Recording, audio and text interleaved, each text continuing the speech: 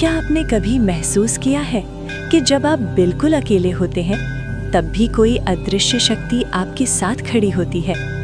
कहते हैं भक्ति केवल मंदिरों में नहीं होती, वो उस क्षण प्रकट होती है जब मन पूरी तरह टूट चुका हो। ये कहानी है आरव की, जिसने सब कुछ खो दिया था, पर एक मंगलवार की रात उसकी किस्मत बदल गई।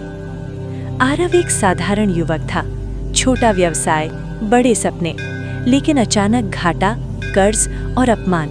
दोस्त दूर हो गए, रिश्तेदार ताने देने लगे, घर में तनाव बढ़ता गया। एक दिन गुस्से में उसने कहा, अगर सच में कोई भगवान है तो मुझे बचा लो। उसी शाम मंगलवार था। रात के लगभग 12 बजे तेज हवा चलने लगी। कमरे की खिड़की अपने आप खुल गई। आरव ने सोचा ये बस हवा है, लेकिन तभी टेबल पर रखा छोटा सा दीपक अपने आप जल उठा। उसने किसी को नहीं देखा, पर उसे महसूस हुआ कोई शक्तिशाली उपस्थिति है। उस रात उसे सपना आया। उसने देखा एक विशाल पर्वत, लाल आकाश और एक तेजस्वी स्वरूप। आवाज आई, संकट से भागने वाले नहीं, संकट से लड़ने वाले मेरे भक्त होते हैं। आरव डर गया, पर भीतर कहीं शांति भी थी। सुबह उठकर उसने पहली बार पूरे मन से हनुमान चालीसा पढ़ी। चमत्कार तुरंत नहीं हुआ, कोई सोना नहीं बरसा, कोई अचानक अमीर नहीं बना, लेकिन कुछ बदला। आरव का डर खत्म होने लगा। उसने हार मानना छोड़ दिया, छोटे छोटे कदम उठाने शुरू किए। हर मंगलवार वो व्रत रखता, किसी गरीब को भोजन कराता और अपने अंदर साहस जगाता। धीरे धीरे व्यापार संभलने लगा।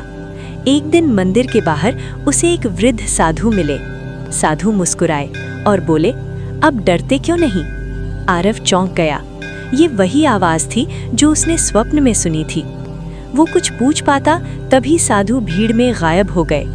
उस दिन आरव समझ गया, चमत्कार बाहर नहीं होता, वो भीतर जागता है। हनुमान जी संकट को मिटाते नहीं, वे भक्त को इतना मजबूत बना देते हैं कि वो स्वयं संकट मिटा दे। सच्ची भक्ति डर हटाती है, सच्चा व्रत चरित्र बनाता है और सच्चा विश्वास आत्मबल देता है। जहाँ साहस है वहाँ हनुमान है, जहाँ सेवा है वहाँ हनुमान है, जहाँ सत्य है वहाँ हनुमान है।